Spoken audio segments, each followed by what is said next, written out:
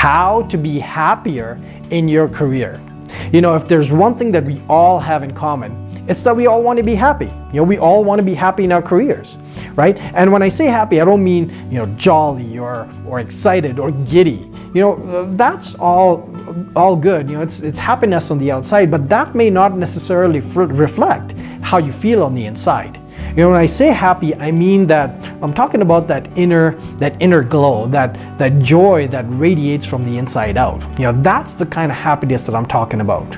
And for some people, you know, it's actually hard to feel happy in their careers because, you know, maybe they don't enjoy what they do, or maybe they work for crappy bosses, or maybe they're feeling underutilized or underappreciated in the companies that they're working in. Right? And for some other people, you know, maybe something in their mind, something has to happen in order for them to be happy. You know, if they're looking for work, maybe they need to get that job before they can feel happy. Or if they already have a job, maybe they need to get that promotion in order to feel happy, or maybe get that raise in order to feel happy. You know, a lot of research has been done on happiness, and some of the finding is actually quite interesting. So for example, take this one finding, that 50% of our happiness set point, of our individual happiness set point, is actually determined by our genetics.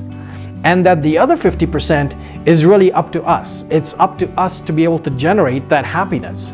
So really, when it comes down to it, you don't have to wait for things to happen. You don't have to let all these external things affect how happy you are in your career. And what I'd like to share with you now are really 5 things that you can do to be happy in your career, regardless of what's happening in your career right now, regardless of what your job situation is, regardless of who you're working for. There's 5 things that you can do to make yourself feel happier in your career starting today. So the first thing that you can do is have a strategy for your career. Now, a strategy is essentially your long-term outlook for your career. You've got your end goal in mind, you have your intermediate steps in mind, and you also have a way of identifying what the blocks are that are going to come up along the way, and how you're going to maneuver around those blocks and obstacles, which are for sure going to come up along the way in your career plan. So again, having this strategy, having this map, having this plan, what it does is it gives you an assurance of progress. It gives you an assurance of progress in your career, and progress equals happiness.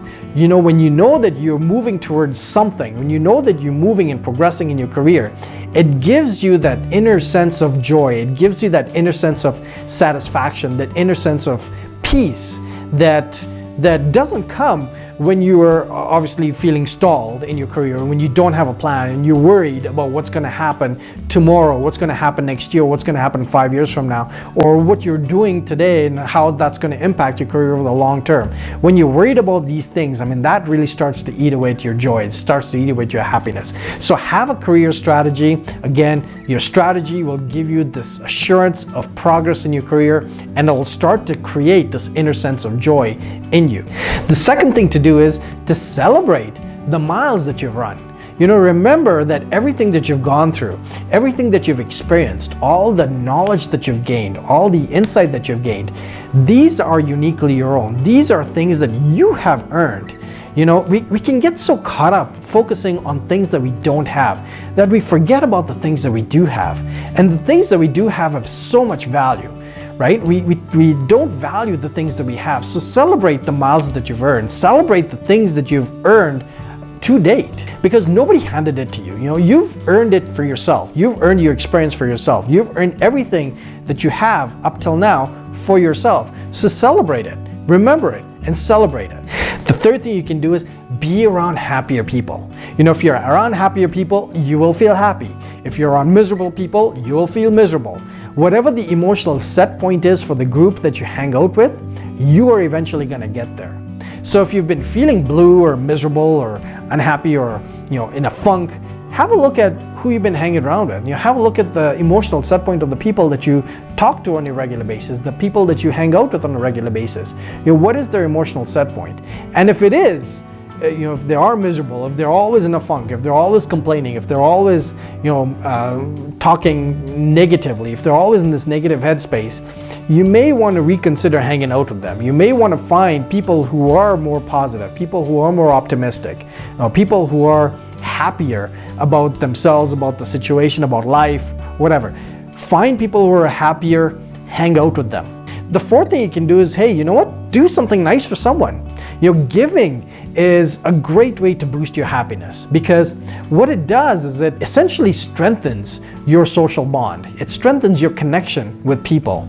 And that, research has found, is a huge factor in determining our happiness levels. The more we are connected with people, the more of a stronger bond that we share socially, the happier we are as people. So again, find something nice that you can do for someone and just, hey, surprise them. Make yourself feel happier by doing something nice for someone else. The fifth and final thing that you can do, and you've heard me talk about this before, is take care of your biochemistry. Work out, exercise, flood your body with good stuff. Flood your body with these endorphins, these mood boosters. The more you do that, the harder it is going to be for you to not essentially be happy. So take care of your biochemistry. Take care of the chemical reactions that are going on in your brain to basically set yourself up for happiness. And also, one more thing, add meditation to your regular schedule, add meditation to your routine. And you've heard me talk about this before, because nowadays research there's a lot of research on meditation, the benefits of meditation. It actually boosts the physical structure in your brain. So look into it. Look into the studies of meditation.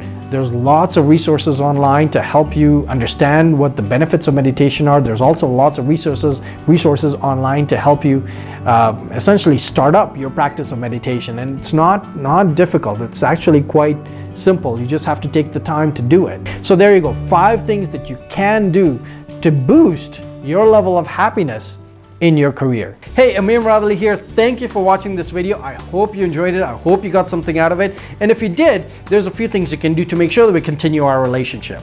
First, you can subscribe to this YouTube channel to make sure that you're notified of when I release my next video.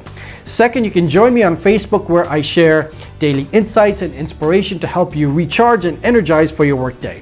And third, you can sign up for some free training on my website, where I offer some free training on how to fast track your career. So there you go. Subscribe to this YouTube channel, join me on Facebook, sign up for some free training. Thank you again for watching, and I will see you in my next video.